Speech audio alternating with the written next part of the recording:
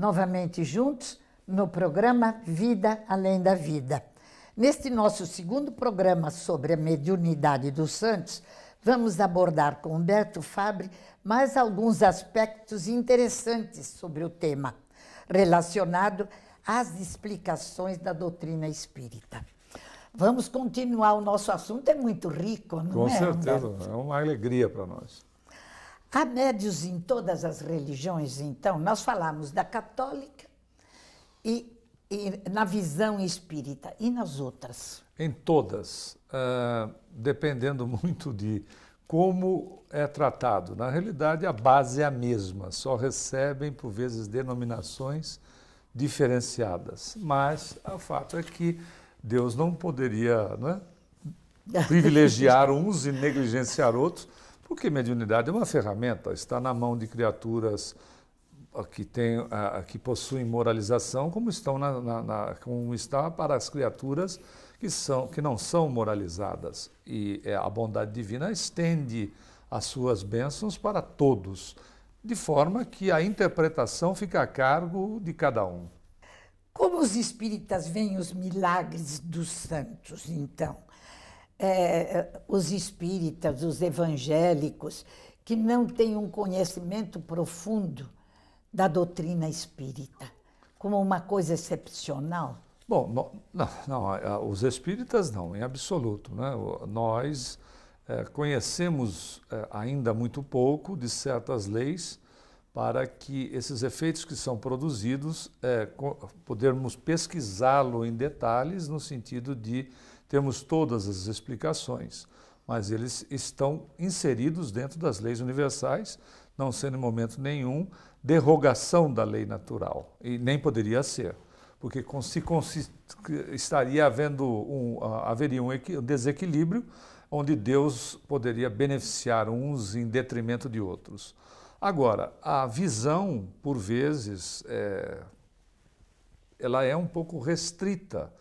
E, como dissemos já no programa anterior, né, toda a classificação de milagre é fruto do desconhecimento de leis que atuam não só no planeta Terra, porque as leis não são criadas para atender o nosso planeta, e sim o universo em todas as suas dimensões, né? Tanto é que a terminologia de uni está deixando de existir para ser multi, não é? Porque já se entende, se tem noção de que não existe apenas este que nós sequer ainda conhecemos, não é? Agora, a mediunidade se verifica entre os bons e também entre os maus. Porque nós temos falado no programa passado e neste também só sobre os bons milagres. Não podemos considerar um ato feio como um milagre. É a obra. A mesma situação sendo utilizada, a mesma ferramenta sendo utilizada de uma maneira distorcida. Eu posso utilizar a faca na cozinha para preparar alimentos ou posso ferir as pessoas. É o mesmo processo. Na realidade, nós vemos a condição simples do ensinamento do Cristo de que semelhante atrai semelhante.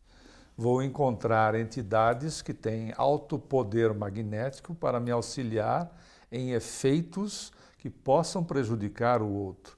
Nós encontramos, aliás, na própria obra Libertação de André Luiz, quando o Silveira, que era magnetizador, utilizava-se do seu potencial magnético em excesso para prejudicar a obsidiada, que era a Margarida. Ele passa a ser utilizado depois que é esclarecido pelo mesmo mentor que utiliza-se dele com uma dosagem adequada de magnetismo para beneficiar aquela que ele queria prejudicá-la.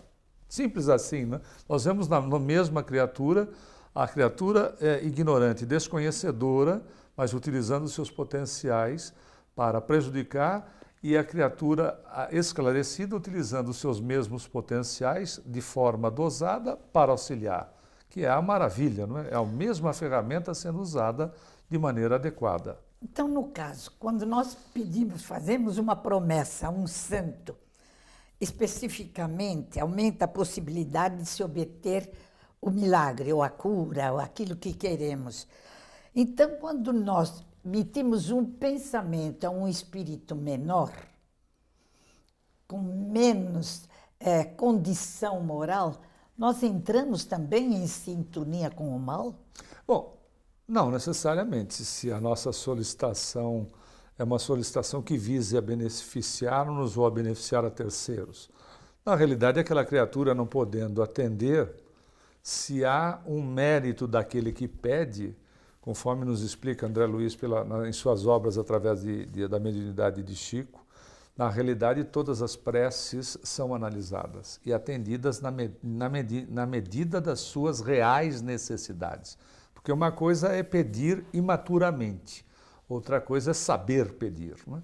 E esse saber pedir está relacionado com a construção da criatura. E por vezes eu posso santificar alguém no meu desconhecimento, eu possa santificar alguém cuja condição não é a de um espírito evoluído. Santificação, entenda-se, evolução do espírito, não é verdade? E eu deixarei de ser atendido por rogar a essa criatura? Não, se eu tenho uma meritocracia. Eu serei atendido até mesmo em nome daquela criatura a qual eu estou me devotando. Porque o Senhor nos atende, né, como nós verificamos com Emmanuel no livro Fonte Viva, né? O nosso próximo é a nossa ponte para com Deus. E Deus nos atende a criatura através da criatura. Quer dizer, pouco importa se eu estou orando para José e José não tem elevação, mas se eu tenho mérito, serei atendido em nome de José. Né? Agora, você falou na prece. Cada santo é mesmo responsável por uma causa. O santo das aflições, o santo do casamento, o santo das coisas impossíveis, São Judas Tadeu. Qual é a visão espírita, por exemplo? Nós vamos ter um espírito para cada causa nossa, para cada pedido nosso? Não, nós temos uma adaptação de acordo com as nossas necessidades. Né? Agora, o santo fica à disposição só daquilo, eu sou responsável por aquela. O espírita teria um espírito também responsável só por essa. Na realidade, são todos os aspectos que atendem à necessidade da criatura. Né? Eu costumo usar um exemplo simples. Se nós vamos a uma igreja e a igreja é desprovida de imagens, tem os nichos, mas os nichos são vazios, nós acabamos tendo uma certa decepção. Porque aquilo que nós procuramos naquela instituição é para atender a nossa necessidade. Da mesma forma que se nós formos a uma casa espírita e estiver cheia de imagens, então, causa-nos estranheza.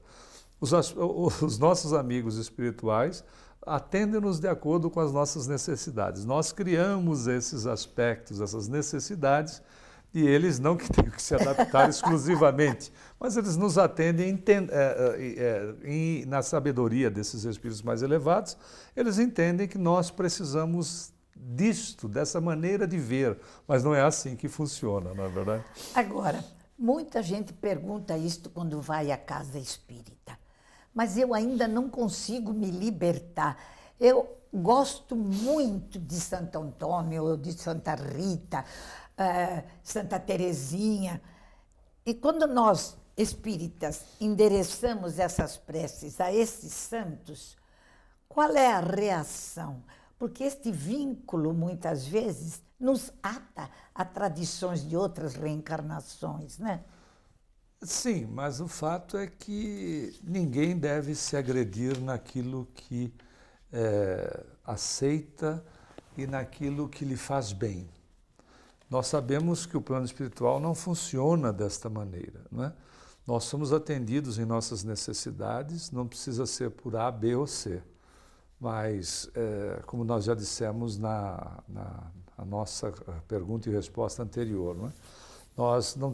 Não existe essa composição, essa configuração no plano espiritual. Porém, a pessoa que assim proceda e se sinta bem, se sinta amparada, ela não deve se agredir, porque o importante nisso tudo são os sentimentos que a movem. Sem não é? dúvida. Eu mesmo, dona Nena, eu não vim de família espírita. E quando fui Quase todos nós não viemos, eu também. E quando fui para a doutrina espírita, nos meus primeiros momentos de aluno nas escolas de aprendizes do Evangelho, eu ainda tinha alguns resquícios que eu mantive durante um certo período de tempo, talvez de 6, 8 meses, ainda acreditando que aqueles aspectos eram importantes. À medida que eu fui conhecendo, né, fui tomando conhecimento e percebendo que, não apenas conhecendo, mas verificando de fato, né, a razão por trás de tudo aquilo, eu fui me libertando desses aspectos. Mas eu não me contrariei. Não me contrariei durante um período, porque eu precisava da figura, do desenho de Jesus para fazer prece. Sem dúvida. E não me contrariei até quando eu não necessitei mais disso. Né? Então, as pessoas não podem se contrariar se aquilo que fazem esteja fazendo bem a si para elas mesmas, principalmente com o propósito de beneficiar os outros. Vamos a um breve intervalo e voltamos em seguida. O programa Vida Além da Vida tem o apoio cultural da Livraria Espírita União. Adquira estas e outras importantes obras na Livraria Espírita União. Sempre as melhores publicações espíritas do país. Livros de todas as editoras espíritas, descontos especiais para centros espíritas, associações, livrarias e clubes de livros. Livraria Espírita União, Avenida Rangel Pestana, 233, ao lado da estação Sé do metrô. Voltamos com Vida Além da Vida, hoje conversando com Humberto Fabre. Mas a imaturidade de pessoas de outra crença, espíritas ou não, que eles destroem a imagem do santo para colocar do espírito. Aquele espírito protetor, o pai não sei o quê, o Bezerra, o Meimei, tirou a Santa Terezinha, pôs na parede a Meimei. Isso parece um absurdo, não é? Mas na realidade há um processo de transferência. Né? Transferência. Há um processo de transferência necessário ainda, porque é como nós verificamos, né? Quanta influência e de tempo, inclusive, tanto fora, né, no plano físico como lá, como a própria irmã do Chico, né, nos mostrou, estar lá reunida entre os católicos. Que precisa. Quanta influência, quanto tempo. Então nós não vamos sair dos aspectos das imagens, nada contra a imagem, nada contra os quadros, etc. Mas são resquícios que ainda duram. Mas também é aquela história. De um outro lado, nós podemos ter a foto do familiar querido que de repente desencarnou pelo simples fato de termos a foto, mas não com apego. E ele esteja até encarnado? Não com apego. Às vezes até mesmo dentro da própria família, né? Espiritualmente, o que acontece nos altares onde estão as imagens dos santos? São lugares de boa vibração. Estas imagens, todos vão orar, se ajoelham, os pedidos. A imagem, ela reúne, coleta, imanta. Isso, a palavra exata. São extremamente imantadas por um magnetismo nosso, unido até mesmo de muitos espíritos, são extremamente imantadas, e o que é interessante, nós quando entramos num ambiente desse, podemos sentir essa imantação. A senhora sabe que por alguns efeitos ectoplásmicos que provavelmente eram produzidos também por conta da minha presença, quando nós frequentávamos a Igreja Católica, porque estávamos dentro de uma família católica praticante, a senhora sabe que algumas vezes que eu fiz prece na frente da imagem da Nossa Senhora, eu tive a nítida impressão de que os olhos da imagem se movimentavam e olhavam para mim. Nitidamente uma situação de um efeito ocorrido, né? Um efeito ectoplásmico ocorrido, como se for fazendo com que eu visse esse aspecto. Os olhos não estavam se mexendo, nem tampouco tinham vida, Mas a situação apresentada para mim, e não era um processo de hipnose, mas sim um efeito de natureza ectoplásmica, me transmitia aquela sensação positiva. Né? Aquela imantação toda no ambiente me envolvia de uma maneira extremamente positiva e eu saía de lá renovado. É o passe que a gente toma, né? Sem dúvida. É o passe. Eu lembro do Chico, uma pessoa que viajou para a Espanha e que era da época de lá, trouxe a ele, que tinha da família, uma imagem de Nossa Senhora do Pilar, que havia sido encontrada nas ruínas de uma igreja na Guerra Civil Espanhola. E o Chico a tinha no quarto, onde dormia a irmã, que era muito católica. Quando ela vinha, ele dizia que ela adorava e precisava ter a imagem dela lá. E um dia eu perguntei a ele exatamente, ele disse, nós podemos imaginar o quanto que ela materializou estas preces aos pés dela no altar durante milênios. Então, em si não é o gêcio, é o conteúdo daquela santa que ele traz, que é exatamente o desprezo, é um desrespeito a isto, não? Com certeza, desrespeitar o ser humano. A senhora sabe que eu me recordo de criança, são recordações muito positivas, tinha a imagem de Nossa Senhora, que ela era transferida de casa em casa e ficava por não sei se uma semana, 15 dias, eu não me recordo bem. A imagem ficava na casa, então se punha uma vela que era em copo e tinha água e óleo, uma coisa assim, dia e noite. Lamparina. Eu me lembro disso com muita alegria, com coisas que eram muito positivas, porque quando chegava a imagem para ficar na casa, na nossa casa, era assim um momento especial, aquele período era muito especial. Então veja como essas situações são respeitáveis, né? Tanto é que no livro Ação e Reação, André Luiz fica impressionado com aquela senhora que faz oração de joelhos, né, no oratório, para o nicho que estava vazio. E quando ele questiona, ele é orientado a respeito, dizendo, veja o quadro mental que ela projeta dentro do nicho. Ela projetava, o nicho estava vazio, mas para ela não, porque ela projetava a imagem de Nossa Senhora Aparecida. Então até lá eles respeitam as pessoas, quem somos nós para ficar ditando normas, né? Exatamente. Como identificar o que é o espírito do santo católico que se comunica nas sessões espírita? Quais seriam suas características, por exemplo? Porque, pela lógica da razão, estes espíritos, se estão no mundo espiritual, eles trazem também esta identidade daquela que eles carregavam como santos, né? Podem trazer.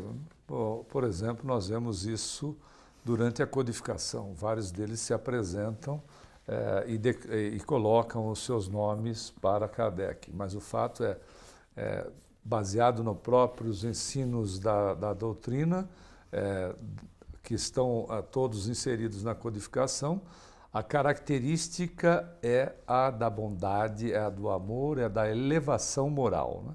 Essa é a principal característica.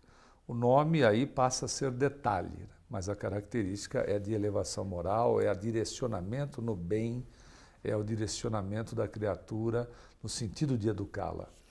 Agora é o mês das festas, das promessas juninas, dos sorteios, das superstições. O que é que os santos, o que é que eles consideram estes pedidos a eles? Porque ficou praticamente aqui no Brasil esta tradição. É a época dos pedidos a Santo Antônio, a São João, a Pedro menos. Parece que a Pedro, o brasileiro mais tem mais respeito a Pedro. O Pedro é mais enérgico. Mas a João e a Antônio é um desrespeito. Tem mais preferência. Na realidade, o que os espíritos analisam, como nós sabemos, são as intenções das criaturas, né? Toda a intenção positiva no bem, seja próprio e principalmente do semelhante, essa é o que é levado em conta. É como nos ensina o Livro dos Espíritos no dia chamado no Dia dos Mortos, no Dia dos Finados, porque espíritos estão mais presentes, porque se invoca mais, da mesma maneira as pessoas em relação aos seus santos de devoção. Que, de novo, né, são as festas, as pessoas que assim entendem, são muito respeitáveis. Só sabe que na minha infância eu adorava uma festinha de São João. Ah, mas sem dúvida. E é tradicional aqui no Brasil, levado em consideração, e a gente ponderando isto, que não se faz a festa exatamente para agradar o santo, mas é uma maneira da tradição. De nos congregarmos, né? Não é verdade? De nos unirmos em família. Assim, como pensar que um espírito, você lembrou bem, no dia de finados, dos mortos, que a família vai fazer um encontro no cemitério. Se o espírito está bem, por que não encontrar-se em casa ou em qualquer outro lugar, na casa espírita, mas no cemitério? Em casa é mais confortável recebê-lo, né? Então... Mas de novo, né, a necessidade, né? A necessidade da criatura precisa ser atendida. E ela é respeitável. E é interessante que nós vemos isso na história, né? O índio que dança para a chuva acaba acontecendo, né? acaba ocorrendo a chuva. Mas por quê? Porque é óbvio, os espíritos entendem a sua necessidade, a necessidade da alimentação, etc. e tudo mais, e fazem com que o processo aconteça. Em todos os momentos, de todas as maneiras, por mais rudimentar que nós nos apresentemos diante das entidades, rudimentar no entendimento, evidentemente, seremos atendidos de acordo com as nossas intenções positivas, né? E as festas juninas foi uma coisa realmente dentro do concílio católico, eram festas populares e que foram aliadas às comemorações. Então, não tem por que nós também não comemorarmos, porque houve época que absurdo o centro espírita comemorar uma junina. É um folclore, é a festa em si. Porque o Brasil tem um nível de cultura, né? Nossas tradições, elas são muito significativas e são muito bonitas. Bonitas, né? claro. E por que não levar... Os outros países procuram levar das suas culturas para o mundo, porque também não apresentá-las, né, culturalmente, porque nós somos muito ricos, não é, dona Não Nena? é? Nós somos muito ricos.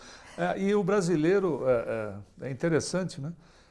Quando se está fora do Brasil, se vê o valor desta nação, não que se deixe de enxergar aqui, mas estando fora, como é a minha experiência, como se pode ainda constatar com muito maior eficácia a riqueza desta nação, deste povo abençoado por Deus, que, claro, como todas as outras nações, têm as suas dificuldades, as suas deficiências, mas, sem sombra de dúvida, são criaturas de grande valor.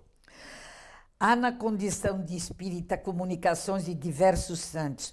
Por que eles se comunicaram com Kardec em nossa codificação? Pela necessidade que havia da apresentação desses espíritos, reforçando o trabalho do codificador e demonstrando claramente para todos nós a importância deles em relação a ser o Espiritismo Consolador prometido por Jesus.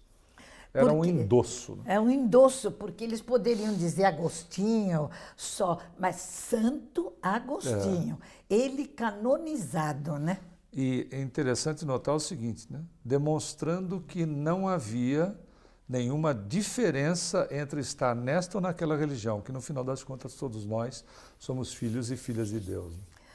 Nós agradecemos muito Obrigado. De você ter nos dado estes momentos tão ricos dentro do conhecimento espírita. E pedimos que você regresse agora ao seu novo país, à sua terra, com muita saúde, muita paz, mas que não deixe de nos visitar sempre que puder. Agradeço a senhora, dona Nena, e também aos nossos amigos telespectadores. Muito obrigado pela oportunidade. Vida Além da Vida chega ao seu fim. Até a próxima semana, se Deus quiser.